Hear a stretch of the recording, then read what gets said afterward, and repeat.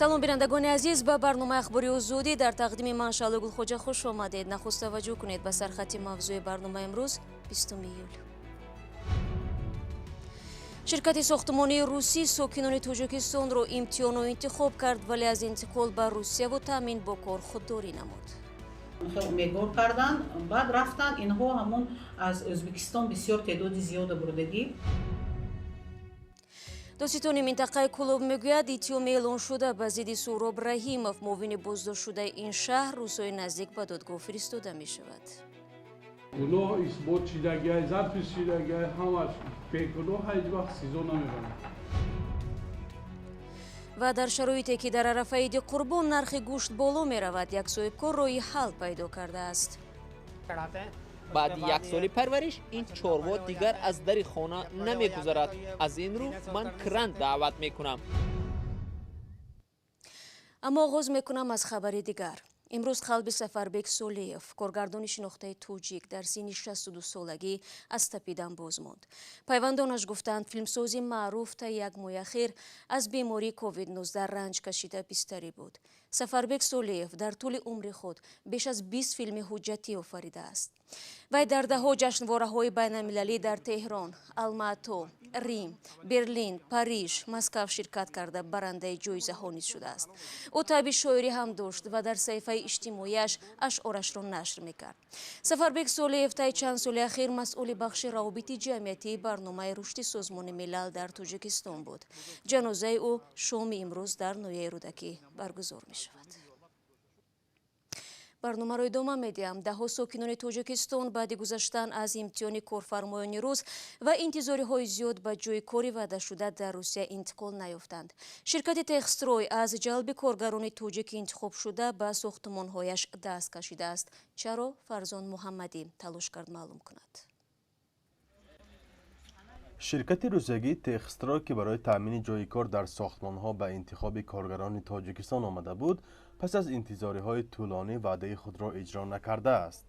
моҳи марти соли равон аз байни 500 корҷӯ танҳо 51 нафари онро аз вилояти Суғд истихдом карда, вале бо гузашти чанд моҳ аз интиқоли муҳоҷирони кории тоҷик даст кашидааст.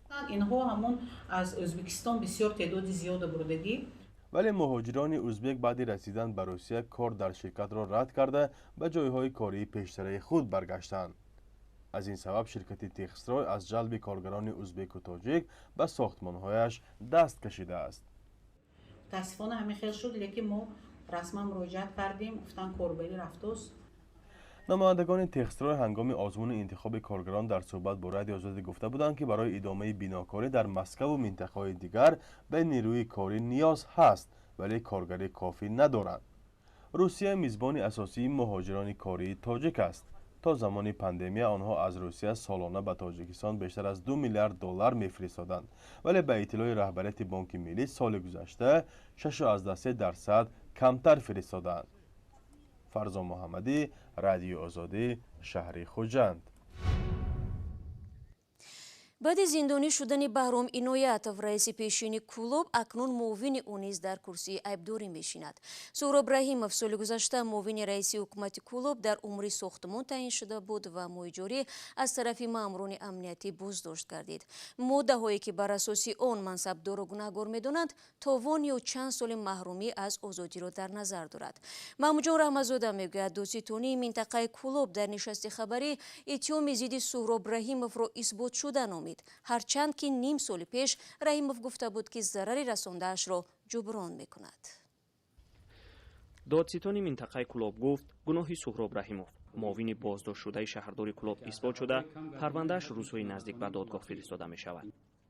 Раҳимов зимни моддаи 247 қисми 3 қаллобӣ ва 314 қисми 2 сӯистифода аз ваколатҳои мансабии кодекси ҷиноӣ муттаҳам аст. назари вакил ва наздиконаш ба ин айбнома дастрас нест. вобаста ба парвандаи ҷиноятӣ нисбати муовини раиси шаҳри Кӯлоб Раҳимов Суҳроб, парвандаи ҷиноятӣ аз тарафи прокурори шаҳри Кӯлоб оғоз гардида бо ҷурми қаллобӣ ва истифодаи аз мансаб. гуноҳ исбот шидагиҳай, зарфи шидагиҳай, ҳамаш бегуноҳ ҳеҷ вақт сизо намебарад. معاون سابق شهرداری را مقامات انتظامی روز 5 ایول در قرارگاهش بازداشت کرده بودند. بنابر عیبنامه به سهراب رحیموف جریمه و تا 5 سال زندان تهدید میکند. پیشتر آژانسی مبارزه با فساد در منطقه کلوب سهراب رحیموف را برای ندادن پول برق جریمه کرده است. در نتیجه 15 نشاندهنده برای حساب‌ها جریمه بندی کرده شد و 20,000 چند سومانی مبلغ برق مرحله با مرحله پرداخت کرده. الکی 50% با معلومات ما پرداخت کرده بود. الکی پیش از جریمه هفته‌نامه پیک نوشته بود که معاون شهرداری غیر قانونی مشغول تجارت است و پول برق را نمی‌دهد. اما سهراب رحیموف در نشست خبری 6 ماه پیش گفت که او از پول برق قرضدار نیست. ما به خرچم به کور امام می‌پردازد در کارگاه دیگر باز پولی برق است ما ترانسفورماتر شخصی خدمت سهراب رحیموف 1 سال پیش معاون شهرداری کلوب تعیین شده بود. وی در گذشته اداره آب و نهالپروری شهر را رهبری میکرد. در 1 سال اخیر این دومین منصبدار حکومت کلوب است که با عیبنامه فساد بازداشت می شود. محمود جان رحمتزاده، آزادی، کلوب.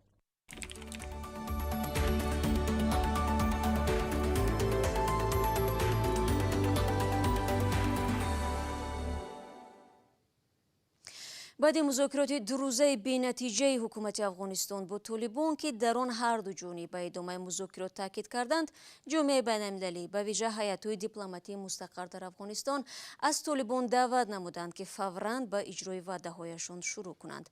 عبدالله اشورف موضوع را ادامه می‌دهد. بیش از 15 نمایندگی دیپلماتی مستقر در افغانستان از طالبان دعوت کردند که فوراً به عملیات نظامی خاتمه بخشد، زیرا این عمل مخالف ادعای این جنبش اسلامی است که میگوید جانبدار ختم نزاع در این کشور جنگ زده است. روز 19 ایول در کابل هیئت اتحاد اروپا، پیمان ناتو و یک عده نمایندگی‌های دیپلماتی این دعوت را نشر نمودند. آخر هفته گذشته در شهر دوحه قطر هیئت‌های حکومت افغانستان و طالبان سر میز مذاکرات نشسته 2 روز روند صلح را بررسی کردند، ولی نتیجه نظررس حاصل نشد. جانب‌ها درباره صداقت به حل آسایشته نزاع حرف زده موافقت کردند که گفت و شنید را ادامه دهند. در اظهارات حرف درباره آتشبس دوره عید قربان که 20 ایول جشن گرفته می شود ذکر نشده است. قبلا جانب‌ها در روزهای عید آتشبس کوتاه مدت اعلان می‌کردند. مذاکرات حکومت افغانستان با طالبان چندین ماه این جانب بدون پیشرفت نظررس ادامه دارد، ولی در این بین گروه طالبان از میان 421 ناحیه افغانستان نزدیک به نصف آن را اشغال نموده، مرکزهای ولایتی را زیر محاصره قرار داده، یک عده پاسگاه‌های کلیدی مرزهای افغانستان با کشورهای خارجی را تحت تصرف قرار داد. فردا 20 ایول در تاجیکستان عید قربان، یکی از 2 جشن اساسی مسلمانان جشن گرفته می شود. بسیاری از ساکنان کشور از امروز برای تجلیل عید قربان آمادگی دارند و بازار و مغازه ها هم این شب روز سرادم است. بالاروی نرخ محصولات در عید و ایام ظاهرا دیگر مردم را حیران نمی کند، ولی امسال به گفته خریداران نرخ چاروای قربانی در تاجیکستان به طور چشم رس بالا رفته است. همکارانم با رادیو صوفی و مولارجب یوسفی به بازار فروش چاروا رفتند و این گزارش را فرستادند. اینجا بازار فروش چاروا یا یکی از مال بازارها در کنار شهر دوشنبه است. شماره بوزو گوسفند و گاوی فروشی خیلی زیاد به نظر می رسد. خریداران می گویند قیمت چاروای قربانی امسال تقریبا 1 برابر بالا رفته است. قیمت خیلی ارزونه.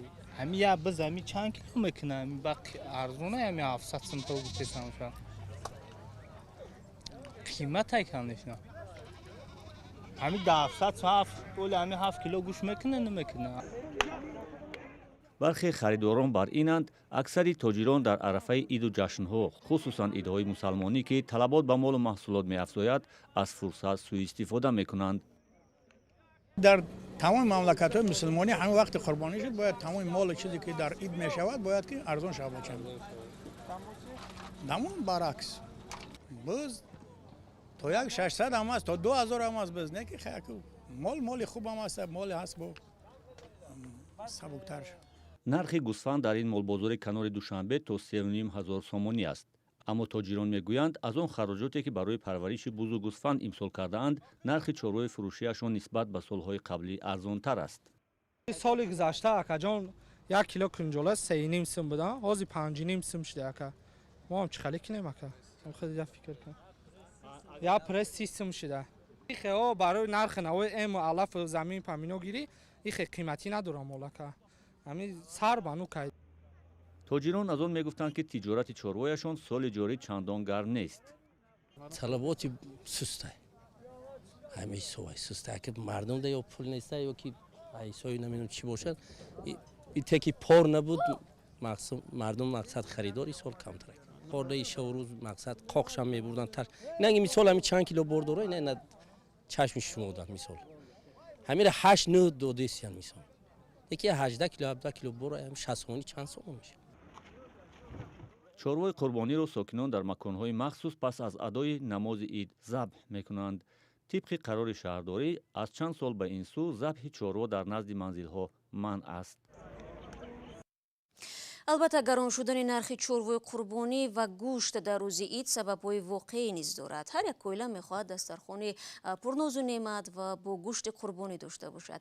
این است که بالاروی نرخ گوشت در دیگر کشورهای اسلامی نیز وا می‌خورد. چوروا پروری در پاکستان روی حل این مسئله را چگونه یافته است در گزارشی می‌بینیم که آن را همکارم اسکندر خواجه میرزاده تقدیم می‌کند.